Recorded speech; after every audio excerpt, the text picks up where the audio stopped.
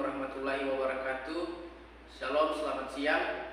Terima kasih atas kesempatan yang telah diberikan kepada kelompok kami untuk memaparkan beberapa materi.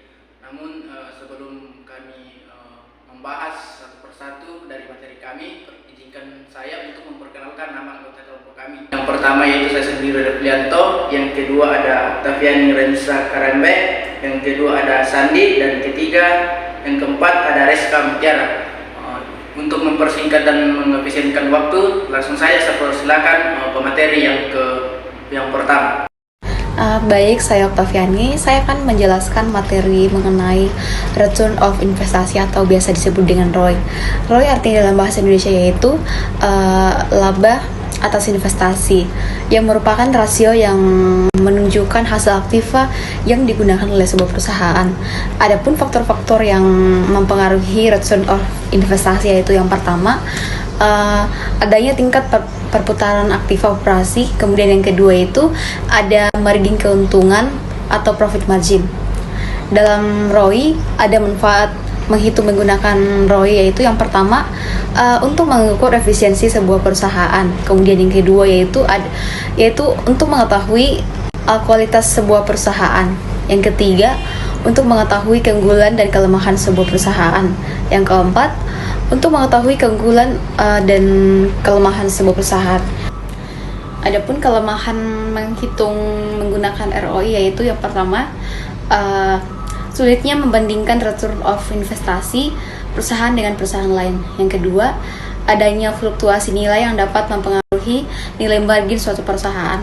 Yang ketiga, analisis return of investment tidak menghitung biaya modal.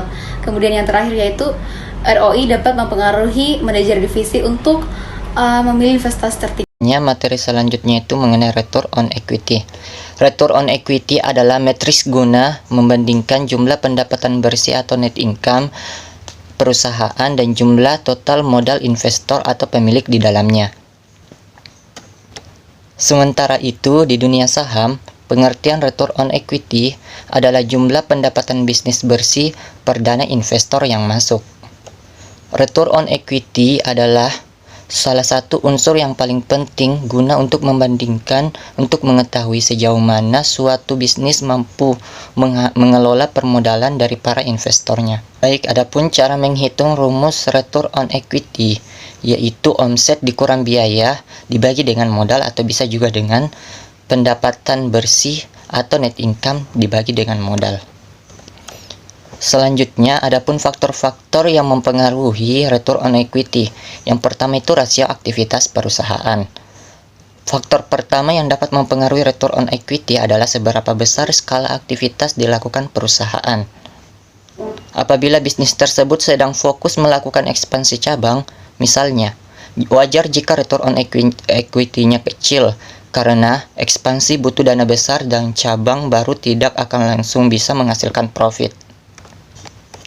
Yang kedua, yaitu rasio utang. Faktor berikutnya yang berpengaruh besar pada return on equity adalah rasio utang terhadap laba.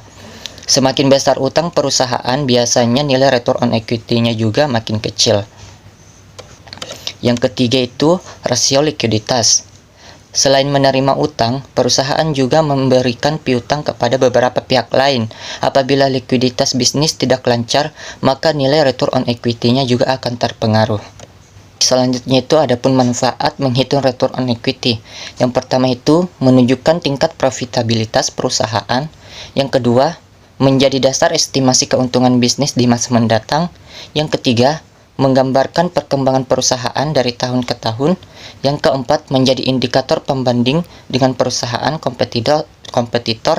Yang kelima, menunjukkan kredibilitas perusahaan dalam mengelola aset. Baik, yang terakhir itu adapun keunggulan dan kelemahan dari return on equity. Yang pertama itu keunggulannya. Yang pertama, rumusnya lebih sederhana. Yang kedua, menggambarkan laba secara real. Yang ketiga, bisa dijadikan tolak ukur evaluasi kinerja. Selain keunggulan, adapun kelemahannya diantaranya yaitu berpotensi mengurangi motivasi perusahaan. Selanjutnya, kurang mempertimbangkan depresiasi modal dan terkadang tidak sesuai bagi perusahaan yang baru berdiri. Baiklah, materi yang ketiga yaitu ROA atau Return on Asset. Return on Asset atau ROA adalah sebuah indikator yang menunjukkan profitabilitasnya dari sebuah nilai aset yang dimiliki perusahaan. Dalam sebuah investor saham, ROA digunakan sebagai sebuah rasio finansial yang menunjukkan sebuah profit sebuah perusahaan terhadap total aset yang dimilikinya. Adapun cara menghitung ROA atau Return on Asset, yang pertama bisa dihitung dengan menggunakan penghasilan bersih atau net income yang dibagi dengan total aset dalam kurun waktu tertentu. Rumusnya yaitu pendapatan bersih atau dalam kurung pendapatan setelah pajak dibagi total aset. Adapun faktor-faktor yang mempengaruhi return on asset atau ROA, yang pertama yaitu perputaran kas atau cash turnover, yaitu dengan menghitung tingkat perputaran kas akan diketahui sampai berapa jauh tingkat efisiensi yang dapat dicapai perusahaan dalam upaya mendayagunakan persediaan kas yang ada untuk mewujudkan tujuan perusahaan. Yang kedua itu perputaran piutang atau receivable turnover, yaitu menilai berhasil tidaknya kebijakan penjualan kredit suatu perusahaan dapat dilakukan dengan cara melihat tingkat perputaran piutang. Yang ketiga, perputaran persediaan atau investor turnover, yaitu persediaan merupakan unsur dari aktiva lancar yang merupakan unsur yang aktif dalam operasi perusahaan yang secara terus-menerus diperoleh, diubah dan kemudian dijual kepada konsumennya. Adapun manfaat return on asset, yang pertama itu untuk mengatur profitable dan efisiensi perusahaan. Yang kedua digunakan untuk membandingkan performa dengan perusahaan kompetitor. Adapun kelebihan return on asset, yang pertama bisa dibandingkan dengan rasio industri, maka dapat diketahui posisi perusahaan terhadap sebuah industri. Hal-hal ini menjadi salah satu langkah pada perencanaan strategi. Yang kedua, bila perusahaan telah menjalankan konsep akuntansi dengan baik, maka dengan analisis ROA bisa diukur efisiensi pada penggunaan modal secara menyeluruh yang sensitif pada setiap hal yang mempengaruhi sebuah keadaan keuangan perusahaan. Selanjutnya, kekurangan return on asset, yaitu sebagai sebuah pengukur definisi yang sangat dipengaruhi oleh metode depresi maupun aktiva tetap. Yang kedua, bisa mengandung distorsi yang terbilang cukup besar, terutama pada dalam kondisi inflasi. ROA juga akan cenderung tinggi akibat penyesuaian atau kenaikan harga jual. Sementara itu dapat beberapa komponen biaya akan masih dinilai dengan harga distorsi. Yaitu mengenai analisis Dupont. Analisis Dupont adalah persamaan keuangan multilangkah yang memberikan wawasan tentang kinerja fundamental bisnis. Model Dupont memberikan analisis menyeluruh tentang metrik utama yang mempengaruhi laba atas ekuitas atau return of equity perusahaan. Rumus analisis Dupont adalah perluasan dari rumus ROE sederhana. Rumus yang diperluas ini mempertimbangkan 3 faktor terpisah yang mendorong laba atas ekuitas, margin laba bersih, total perputaran aset, dan penggandaan ekuitas. Rumus untuk Dupont 3 langkah yang ditunjukkan di bawah ini adalah persamaan yang paling umum digunakan, yaitu ROE margin sama dengan margin laba bersih dikali rasio perputaran aset dikali leverage keuangan.